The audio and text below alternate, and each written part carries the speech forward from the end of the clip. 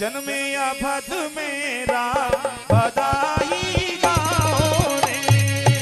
जन्मे अवध में राम बधाई गाओ रे। बधाई गाओ सखी गावो बधाई, गाओ बधाई सखी गाओ बधाई। गाओ बधाई सखी गाओ बधाई। गाओ बधाई सखी गाओ बधाई। प्रगटे हैं नंदलाल बधाई गाओ रे। जन्मे अवध में राम बधाई गाओ रे। प्रगटे हैं नंदलाल बधाई गाओ रे। जन्मे अवध में राम बधाई गाओ रे। ये हो रामचंद्र की बधाई हो बधाई।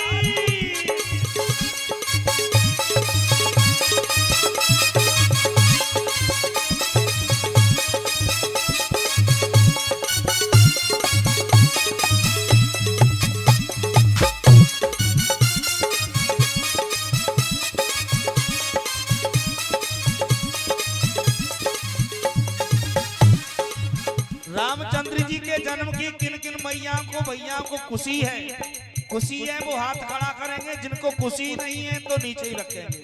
अच्छा सबको ही खुशी है। अच्छा खुशी होती है तो क्या करते हैं, क्यों जी? जब ज्यादा खुशी होए तो क्या होता है? हाँ देख लो मैया पहले से खड़ी है। हाँ ये खुशी की बात। बोली रामचंद्र भगवान की जय हो।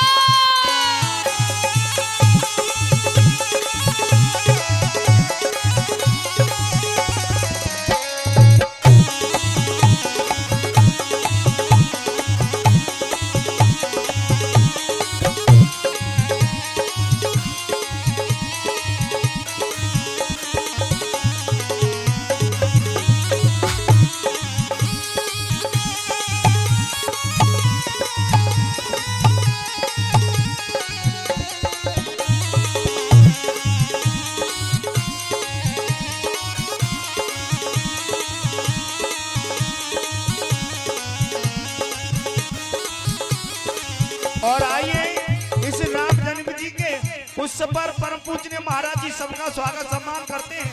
बोले संत भगवान की जय हो। बोले संत भगवान की जय हो।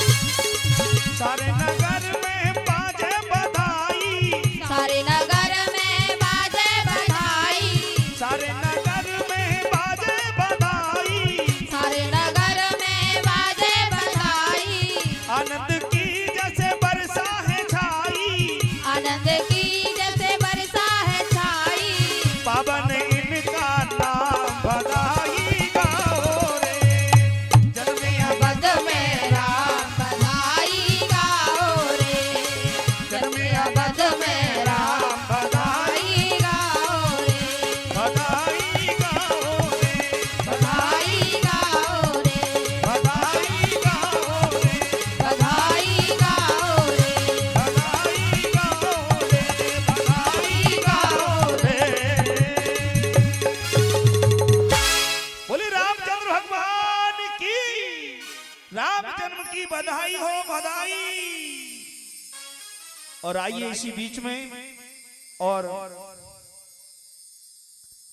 परम पूजनीय और ये 2100 रुपए 2100 रुपए श्रीमान जगबीर सिंह नेताजी, 2100 रुपए जगबीर सिंह नेताजी घेर सहारा, इनके लिए भी जोरदार तालियों के साथ स्वागत सम्मान करें।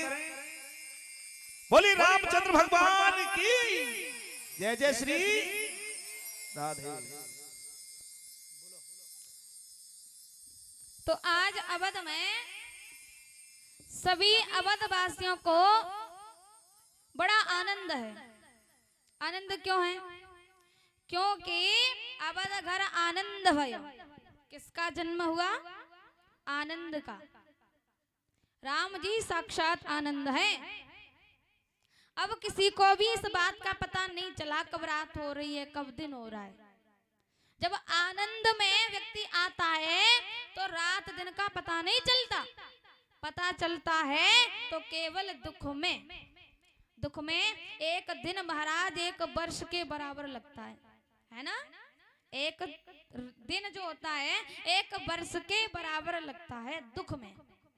तो आज सुख है, सभी महाराज आनंदित हैं, अवधवासी गदगद हो रहे हैं।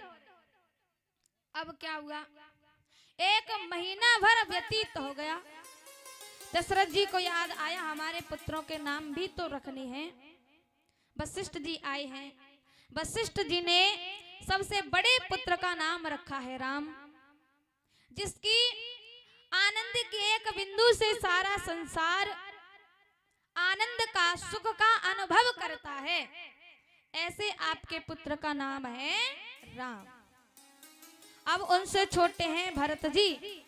विश्व भरण पोषण कर जोई और ताकर नाम भरत अस होई। उनका नाम रखा है भरत। जो विश्व का भरण पोषण करते हैं, ऐसे आपके पुत्र का नाम है भरत। अब सबसे छोटे पुत्र हैं शत्रुघ्न जी। उनका नाम रखा है शत्रुघ्न। जाके सुमिरन तेर पुनासा और नाम शत्रुघ्न वेद प्रकाशा। जिसका नाम मात्र लेने से शत्रुओं का नाश हो जाए, ऐसे आपके पुत्र का नाम है शत्रुघ्न। 3 पुत्रों का नाम रख दिया, एक पुत्र का नहीं रखा अभी। क्यों? क्योंकि इन तीनों का कर्म अलग अलग है, तीनों का काम जो है अलग अलग है। राम जी का काम है सुख देना, भरत जी का काम है पालन पोषण करना, शत्रुघ्न जी का काम है शत्रुओं का नाश करना।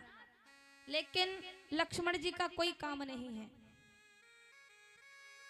वशिष्ठ जी ने सबसे पीछे नाम रखा लक्ष्मण धाम सुराम प्रिय सकल जगत आधार। गुरु वशिष्ठ तेहि राखी हो लक्ष्मण नाम उदार। सबसे पीछे क्यों रखा? क्योंकि इन तीनों का अलग अलग काम है। किसी का सुख देना, पालन पोषण करना, शत्रुओं का नाश करना। लेकिन लक्ष्मण जी का कोई काम नहीं है, उनका केवल लक्ष्य है। लक्ष्मण जी का क्या है? लक्ष्य। राम जी को पाना ही लक्ष्य है। राम जी के चरण ही लक्ष्मण जी का लक्ष्य है। इसीलिए सबसे पीछे नाम रखा है लक्ष्मण। चारों भैया का नाम रखा।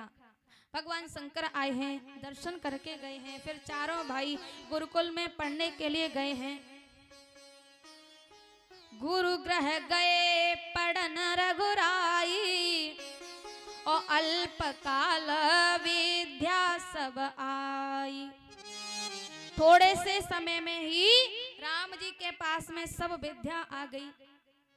अच्छा, राम जी पूरे संसार को चलाने वाला भगवान गुरुकुल में क्या पढ़ने के लिए गया होगा?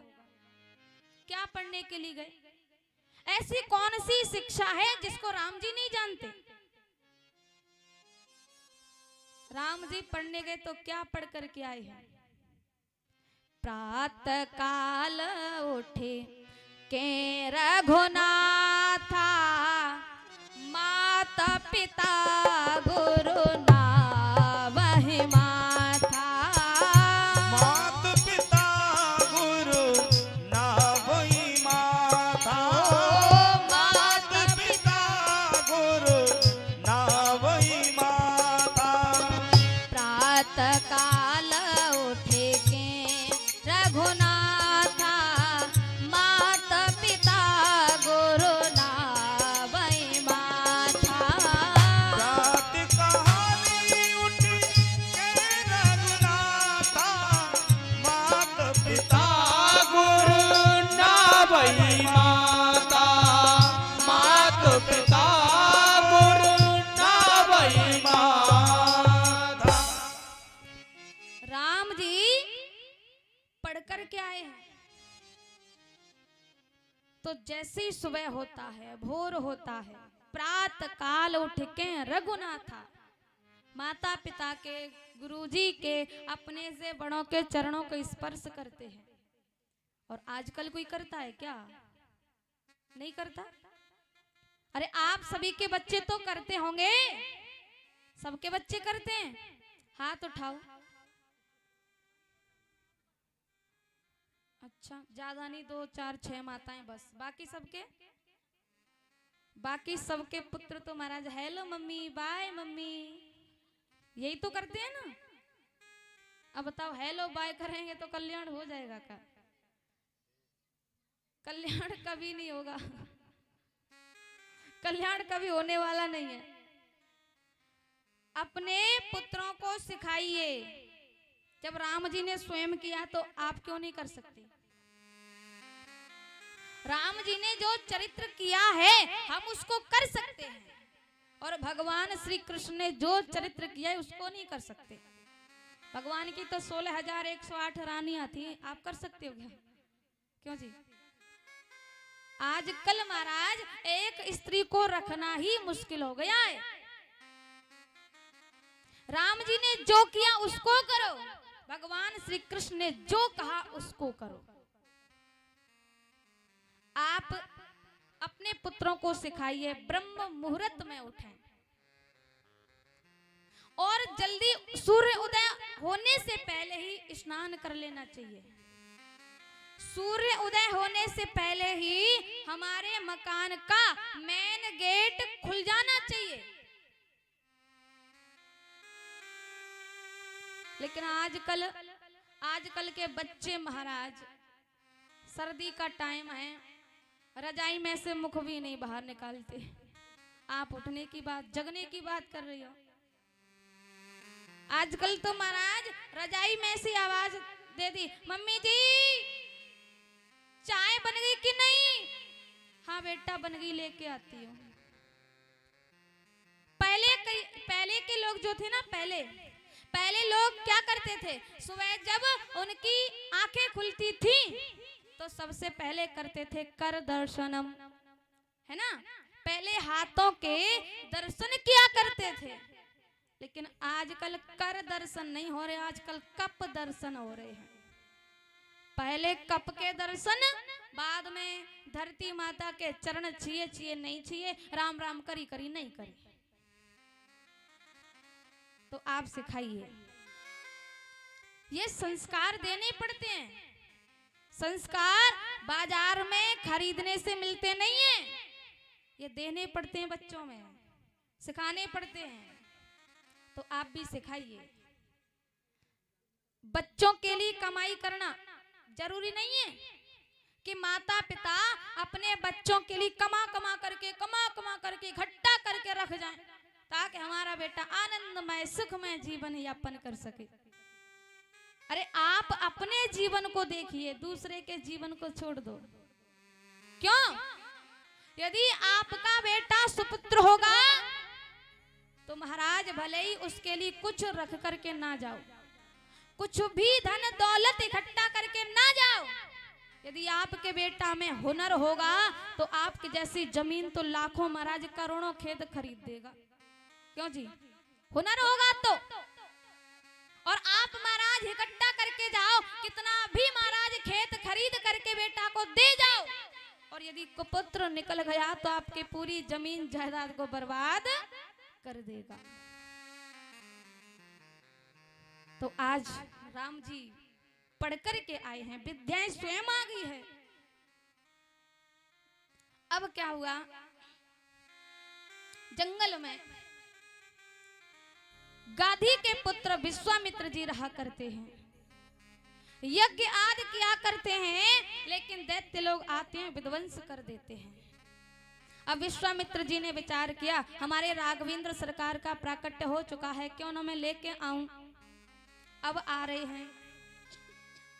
अब जैसे ही लेने के लिए आए हैं, अब तो में आ गए हैं, दशरथ जी को पता चला। दशरथ जी अब थर थर कांप रहे हैं। अच्छा, हमारे घर संत का आगमन हो तो हमें कितनी खुशी होती है, लेकिन दशरथ जी तो कांप रहे हैं, डर रहे हैं कि अब विश्वामित्र जी आ गए, पता नहीं क्या होगा, पता नहीं क्या होगा। क्यों डर रहे हैं?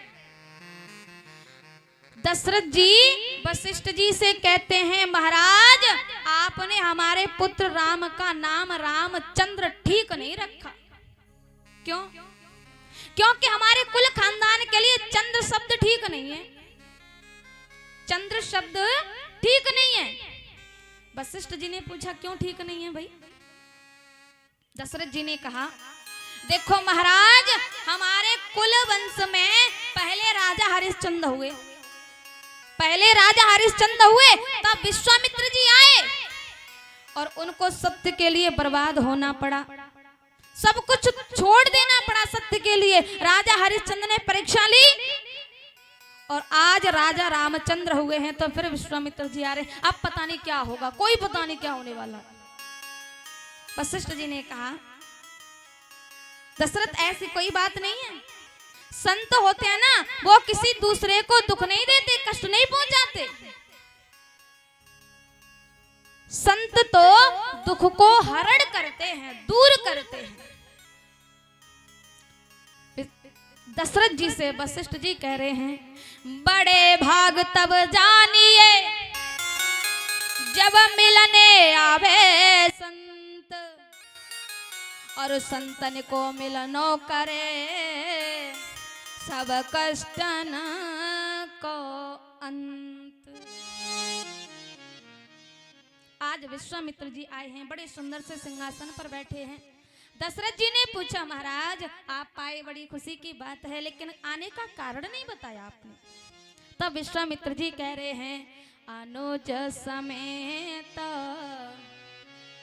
देहो रघुनाथा, और निशिचर बद में हो वसनाथा, निशिचर बद में हो वसनाथा, ओ निशिचर बद में हो वसनाथा, निशिचर बद में हो वसनाथा, निशिचर बद में हो वसनाथा, निशिचर बद में हो वसनाथा। विश्वामित्र जी क्या कह रहे हैं कि अनुज समेत देह रघो नाथा, और निश्चर बद में होव सना था। दशरथ जी ने कहा, महाराज ऐसी बात है तो हम चलते हैं ना। निश्चर बद में होव सनाता, यदि दैत्यों का वध ही कराना है तो मैं चलता हूं। अरे मेरे जैसा वीर भला कोई दूसरा है? अरे मैं भी तो पराक्रमी हूं। महाराज मेरे से भी दैत्यों का वध ना हो। अब में जितनी सेना है उस सबको लेकर के चलता हूं। और पूरे जितने भी दैत्य हैं सबका वध करके वापस आ जाऊंगा। विश्वामित्र जी ने कहा, महाराज दशरथ, आपकी कोई आवश्यकता नहीं है। यदि केवल मुझे दैत्यों का वध ही कराना था तो मैं कब का आपके पास आता, आपको लेकर के जाता और दैत्यों का वध करा के वापस भी आप कब के आ गए होते। लेकिन आज मैं मारने वाले को ले जाने नहीं आया। हे दशरथ, आज मैं तारने वाले को ले जाने के लिए आया हूं। आज मैं तारने वाले को ले जाने के लिए आया हूं।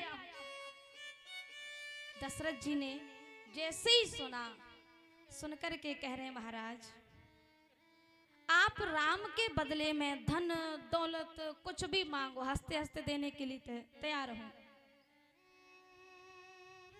और यदि इससे भी आप संतुष्ट ना हो तो मैं आपको अपने प्राण देने के लिए राजी हूं। लेकिन महाराज मैं राम को नहीं दे सकता। दशरथ जी अधीर हो गए, व्याकुल हो गए, नेत्र सजल हो गए, आंसू भर के क्या कह रहे हैं महाराज। सब सुत प्रिय मोहे, हे महाराज सब सुत प्रिय मोहे प्राण की नाई, राम देत नहीं बनत गुसाई। राम देत नहीं बनत गुसाई, राम देत नहीं बनत गुसाई।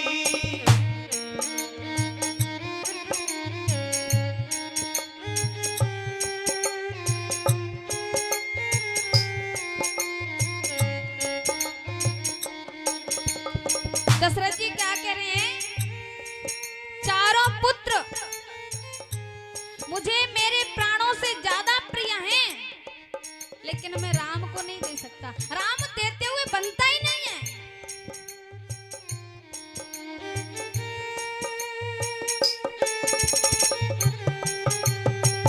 सब सुत प्रिय मोहे, सब सुत प्रिय मोहे। हे महाराज सब सुत प्रिय मोहे प्राण की नाई, राम देत नहीं बनत गुसाई।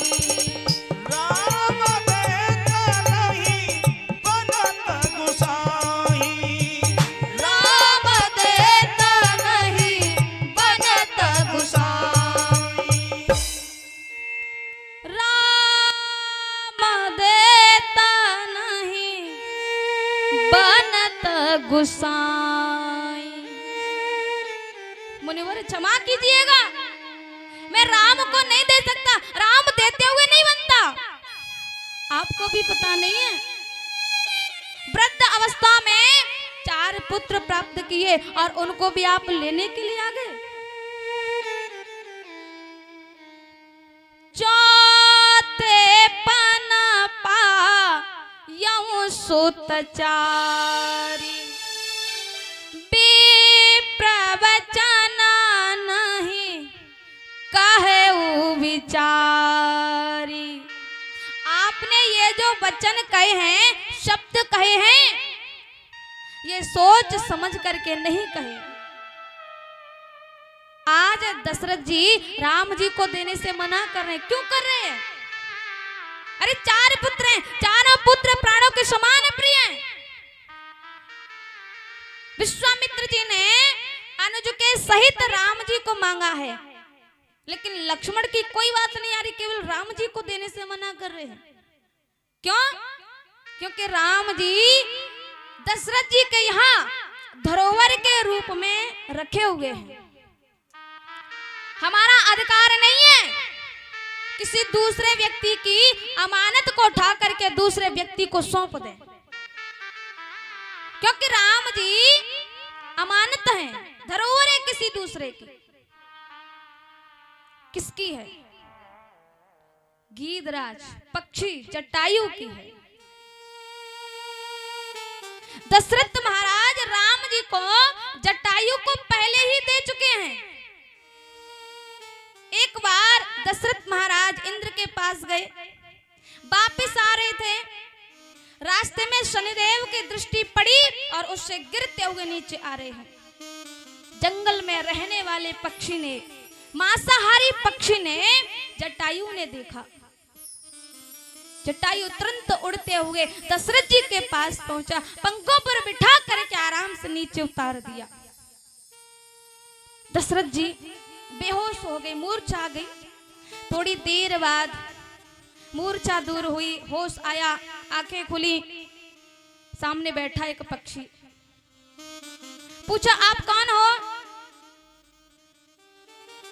कहा कि मैं जटायु हूं, मांसाहारी पक्षी जटायु। दशरथ जी ने कहा, आज आपने मेरे प्राणों की रक्षा की है, अब आप मेरे से कुछ मांगिए। मैं अवध का राजा दशरथ हूं, मांगिए क्या चाहते हो। पक्षी ने कहा, मैं भला पक्षी हूं, मुझे क्या चाहिए। दशरथ ने कहा, नहीं नहीं नहीं, कुछ मांगो। जटायु ने कहा, ठीक है, देना चाहते हो तो आप अपने सबसे बड़े पुत्र को मुझे दे दो। दशरथ जी ने कहा, अभी तो कोई नहीं हुआ, कोई बात नहीं, माना जब हो जाए तब। जब राम जी का जन्म हुआ, दशरथ जी देने के लिए आए, लेकिन गीधराज जटायु ने कहा, महाराज मैंने अब इसका दर्शन कर लिया, अब रुको, आप इस पुत्र को लेकर के जाइएगा। क्यों? बोले, मैं मांसाहारी पक्षी हूँ, मांस खाने वाला पक्षी हूँ, मेरा कोई भरोसा नहीं है, कभी इस बालक को देख करके मेरा मन, मेरी नीयत बिगड़ जाए, मैं इसका नाश्ता कर जाऊं। आप ले जाओ, समय आने पर आपसे मांग लूंगा। तो राम जी दशरथ जी के यहाँ धरोहर के रूप में रखे हुए हैं। अब हमारा अधिकार नहीं है दूसरे व्यक्ति की वस्तु को, अमानत को दूसरे व्यक्ति को सौंप दें। वशिष्ठ जी ने समझाया। तब महाराज वशिष्ठ जी के